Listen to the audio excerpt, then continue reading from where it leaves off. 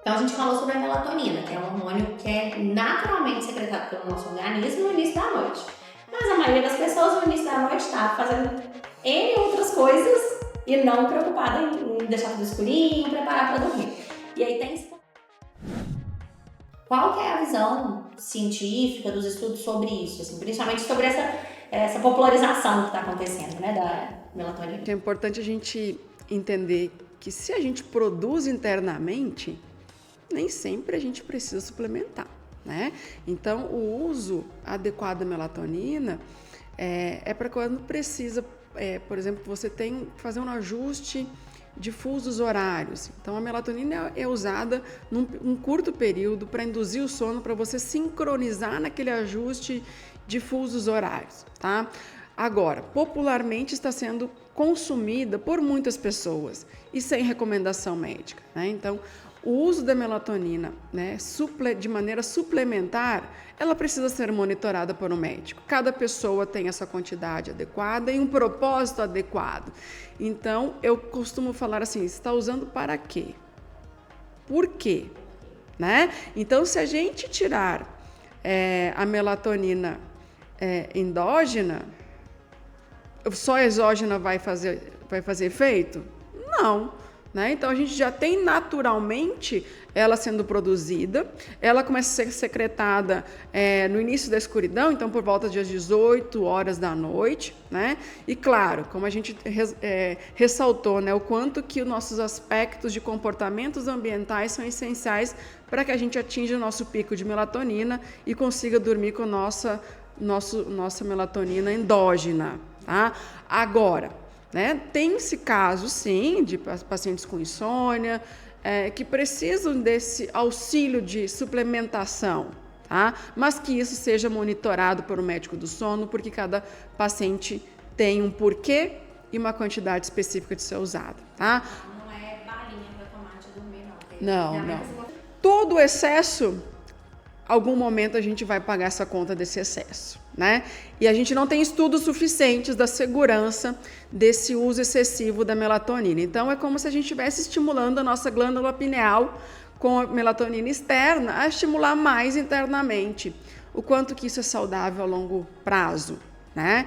Então, usar esporadicamente devido a algum fator, né, que você chegou de viagem, tem que se adaptar aqui no Brasil a um novo fuso, preciso dormir mais cedo, ok, tá? Mas eu destaco a importância que nós temos a melatonina de maneira natural e o que está atrapalhando são os nossos comportamentos, né? Então, melhorar os nossos fatores ambientais, sem dúvida a gente não vai precisar suplementar a melatonina. Com certeza, essa é a chave. Essa é a chave. E você comentou da questão do fuso, né? A melatonina pode ser interessante no jet lag. E também, vamos supor, às vezes eu precisei ficar trabalhando até mais tarde, por algum motivo eu acabei passando no meu horário de dormir. Então aí faria sentido também, nesse caso desse dia, já passei daquele horário que o meu sono já quase foi embora, e aí eu preciso dormir. Nós temos hoje o chamado jet lag social, né? Que a gente força muito nossa preferência de dormir ou não dorme, acaba indo dormir mais tarde, acordando mais tarde, ou acaba indo dormir mais tarde, acordando muito cedo, gerando um débito de sono, né? Então, o uso da melatonina, quando você não consegue dormir, eu sugiro que você tome esporadicamente, mas desde que na manhã seguinte você consiga dormir por mais tempo, porque você interromper essa quantidade de sono, as consequências do seu dia a dia vão ser piores. Então, assim, sonolência durante esse dia, muitas vezes aparece uma dor de cabeça, um mal-estar, né? Então, porque a melatonina vai te induzir ao sono. Se você interromper na manhã seguinte, acordar no mesmo horário que você vem acordando, aí eu não recomendaria.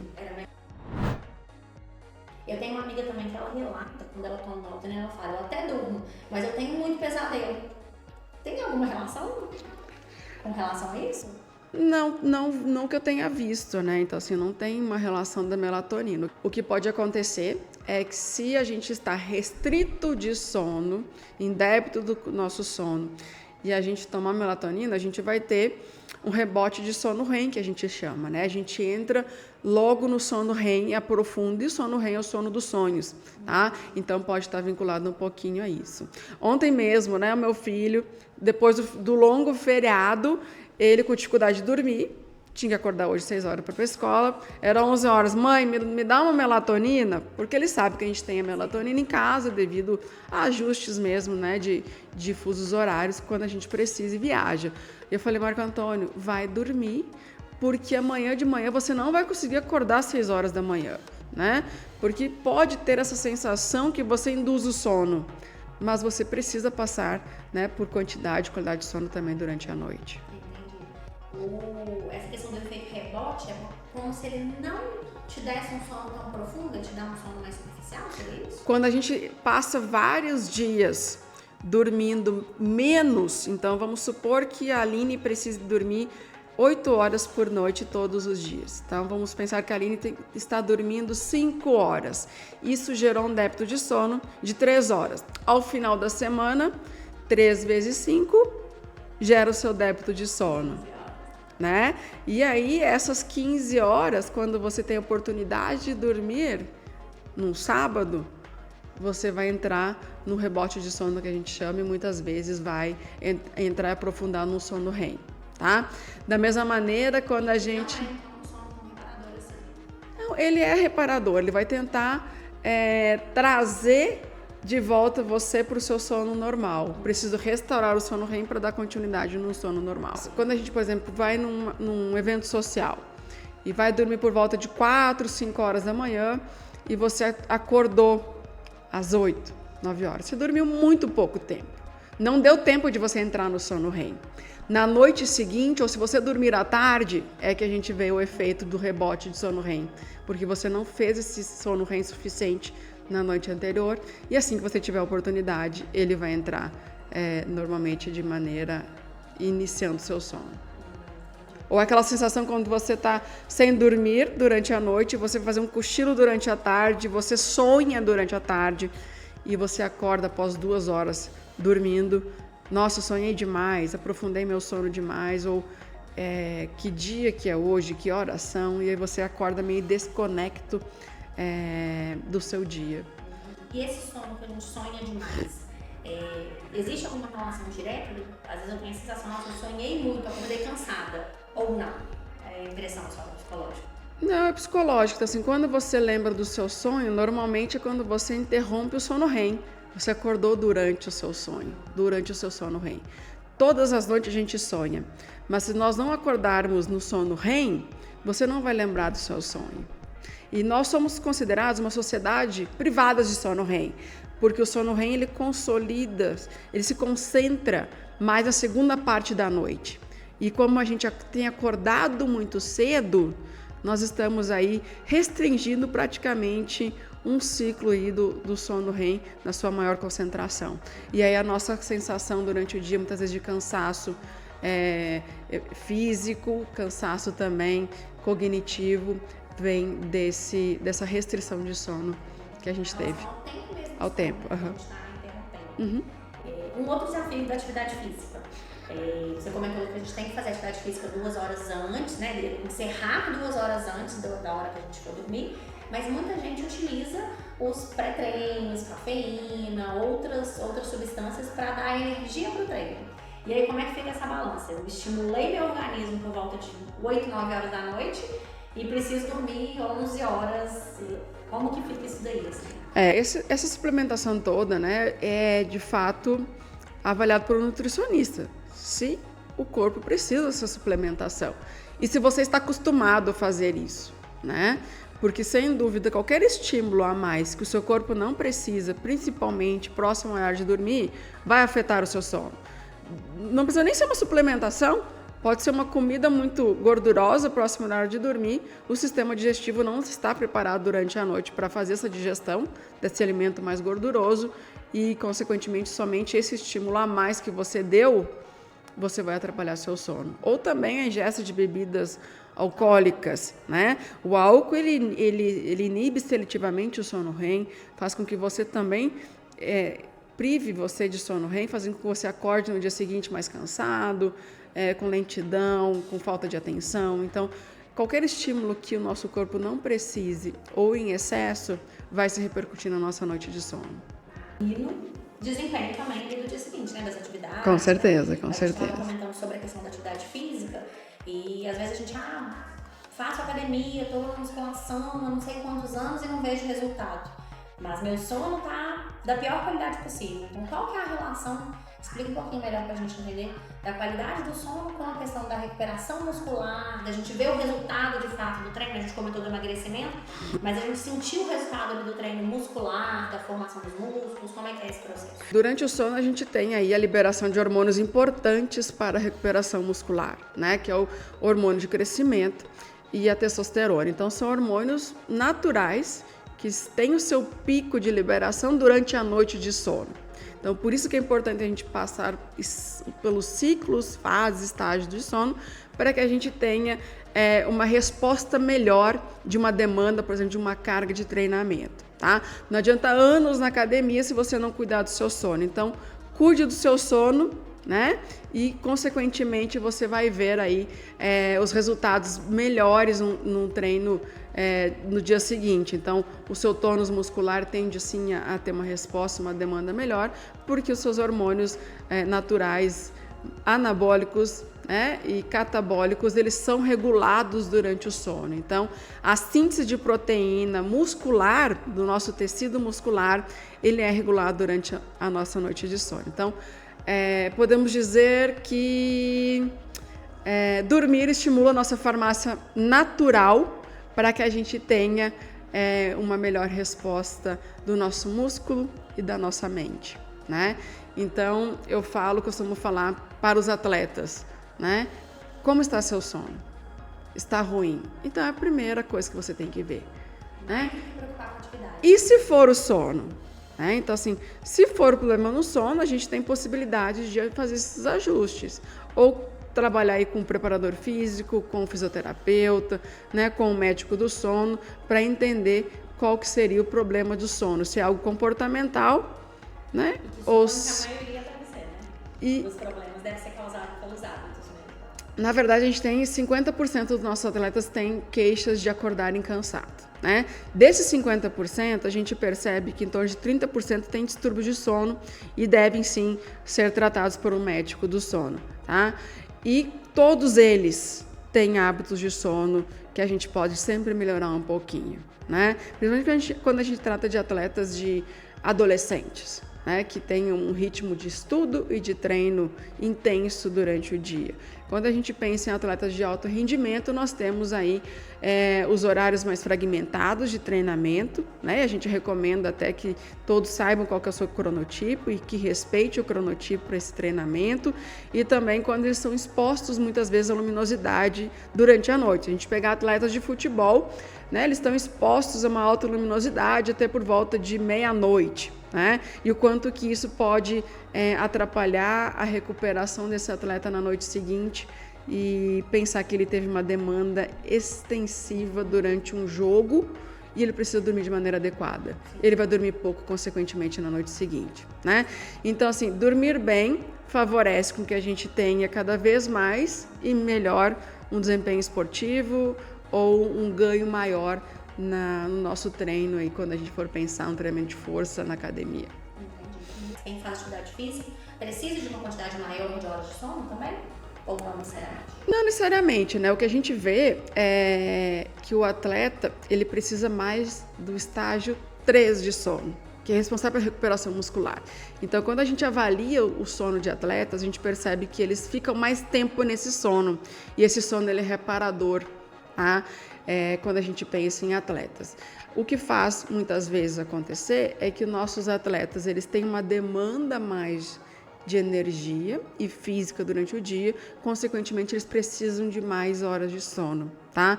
Mas isso varia de maneira individual. O que a gente tem que tomar cuidado, né, que o débito de sono, alterando esses hormônios anabólicos e catabólicos durante a noite de sono, eles podem vir a ter uma lesão musculoesquelética, né? Então, os estudos, as evidências já mostram, sim, a tendência a ter uma lesão musculoesquelética. Então, adolescentes que dormem menos de 6 horas por noite eles têm um aumento de ter lesão musculoesquelética. Nós vimos no ano de 2019, no artigo que publicamos no nosso grupo, que dos 23 atletas avaliados, 5 tinham boa qualidade de sono e 18 má qualidade de sono. Desses 18, a maioria, desses 18 atletas de alto rendimento do futebol que tinham uma má qualidade de sono, foram os atletas que durante 6 meses que nós avaliamos tiveram mais lesões e ficaram maior tempo em recuperação na fisioterapia. Então, demonstrando sim, né, que um sono fragmentado leva a lesões musculoesqueléticas, que um sono fragmentado leva você demorar mais a recuperar de uma lesão e voltar novamente aos treinamentos ou uma competição. Então, quando a gente pensa no alto rendimento, o sono ele tem que ser sim prioridade, junto com a alimentação, com a hidratação, porque descanso faz parte do treino, dormir faz parte do nosso treinamento.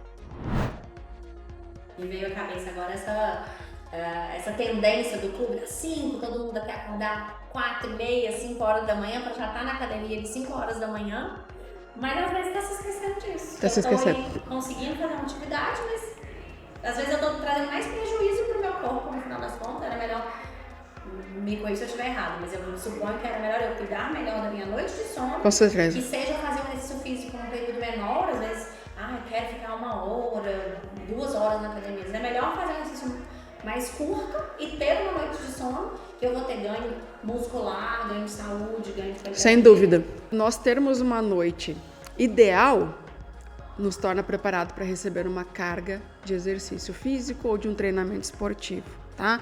Se a gente restringir o sono, alguma alteração vai vir nos dias seguintes, né? Seja o aparecimento de uma lesão musculoesquelética, seja um adoecimento. Então, cuidar do sono faz parte do nosso dia a dia, para a nossa performance esportiva, para a nossa saúde e para o desempenho esportivo de atletas de alto rendimento. Eu vejo que é, como você falou, a parte importante do treino, né? Às vezes muita gente tinha, não sei se isso já é um mito, inclusive quiser trazer outros mitos para a gente desmistificar, que a gente achava que a gente tinha que descansar a atividade física um dia da semana. Então, acho que talvez mais importante do que isso seja dormir, descansar todos os dias, né? Dormir bem, para que a atividade física realmente tenha o efeito que a gente quer que ela tenha, né? Com certeza. Então, esse ritmo que a gente tem que ter de horário de acordar e de dormir, você vai conhecer melhor o seu corpo e vai entender melhor qual o horário da sua atividade física e o quanto que você pode fazer esforço, né, no dia seguinte. Muitas vezes as pessoas falam também do cochilo durante o dia, né? O que a literatura traz é que o cochilo sim é benéfico, mas para aqueles que precisam, não é para todo mundo, né? E que esse cochilo não passe de 30 minutos, para que a gente não entre na inércia do sono, não aprofunde o sono e acorde, às vezes, pior do que foi dormir, né? Então, existe sim a sugestão, né, de os atletas que têm que acordar mais cedo, que não dormiram o tempo suficiente que ele gostaria, que ele programe um cochilo junto à sua equipe, normalmente após o horário do almoço, mais curto, não mais que 30 minutos, para que ele esteja preparado para a sua próxima sessão de treinamento, que normalmente acontece após as 15, 16 horas do período vespertino. O sono é a nossa farmácia natural, né? Então, assim, enquanto que o sono previne doenças, o sono previne lesões, e que a gente tenha que cuidar dele, dar atenção para ele, mas não ser perfeccionista, porque muitas vezes, né, a quantidade de aplicativos que a gente tem, né, hoje, a gente muitas vezes fica perfeccionista e isso dá uma ansiedade de você dormir e logo checar a quanto de sono você tem, tá? Então, nós temos que tomar um pouco de cuidado com isso, tá? O quanto que nós precisamos entender biologicamente da nossa necessidade de sono e que muitas vezes os nossos aplicativos não dão o sono real que a gente está dormindo. E isso a gente pode subestimar ou superestimar a nossa quantidade e qualidade de sono. Então, devemos sim recomendar, né, sempre a consulta ao especialista do sono em caso de problemas mais moderados a graves de sono, né, investigar insônias, PLM, apneia do sono, tá? Temos aí o padrão ouro do exame de polissonografia, que é o exame que detecta as fases e estágios de sono que a gente passa, né? E detecta também a presença da apneia do sono.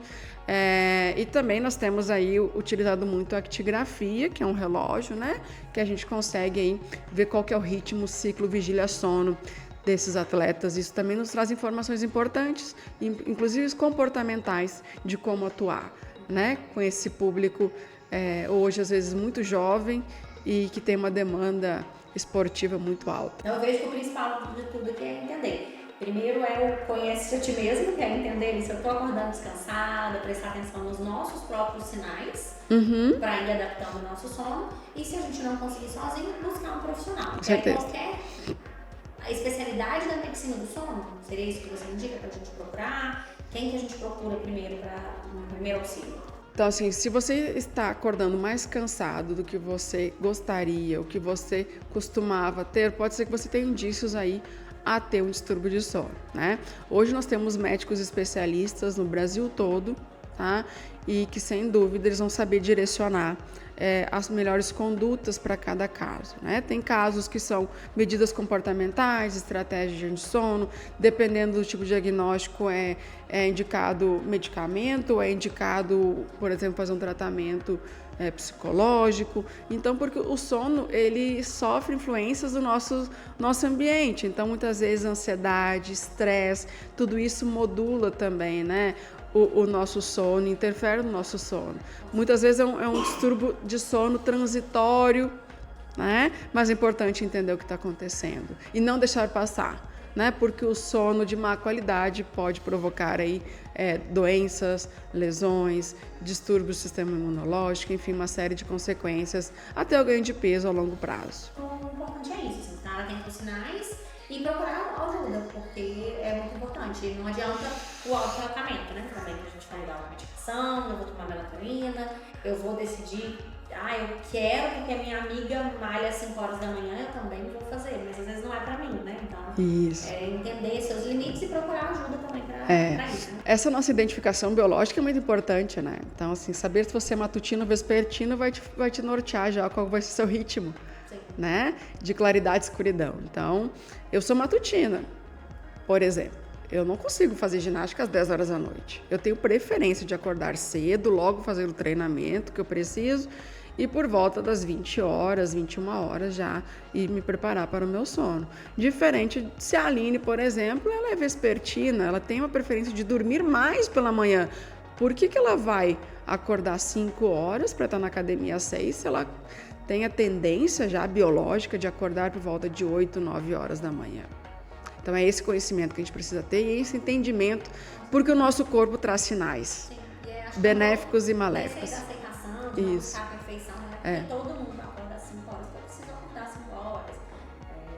E também não ficar tão nessa perfeccionista. Essa questão da neura do aplicativo lá, do relógio, você acordar de manhã e falar, nossa, dormi mal. Você nem está se sentindo cansado, mas você olhou para o relógio, você já vai absorver aquilo ali e pensar que você já e não procrastinar, né? A gente está numa cultura que quanto mais a gente trabalhar e render, melhor. Então, com isso, a gente está mostrando que a gente está descuidando do descanso, né? Então, hoje as demandas sociais, familiares e de trabalho, elas são muito mais intensas do que anos atrás, do que os nossos avós passaram, né? Então, assim, a popularização do uso das mídias sociais, das séries na televisão, faz com que a gente tenha a tendência a ficar acordado até mais tarde. Com certeza. Né? Eu acho então que nosso recado fica assim, a gente tem visto muita popularização do estilo de vida saudável, então muita gente falando de alimentação fitness, alimentação saudável, atividade física. Então a gente tem que incluir como uma das pautas principais o sono. Então, com certeza. Alguma outra mensagem final que você queira deixar para o pessoal? Uma dica? Não deixe de cuidar do seu sono. Então, se o sono é muito importante para a sua saúde muscular, física, mental. Né? Então, assim, cuide do seu sono que você vai estar cuidando da sua saúde e, com certeza, da sua longevidade. Você que gostou do que a gente trouxe aqui, das dicas que a gente trouxe, aproveita para compartilhar.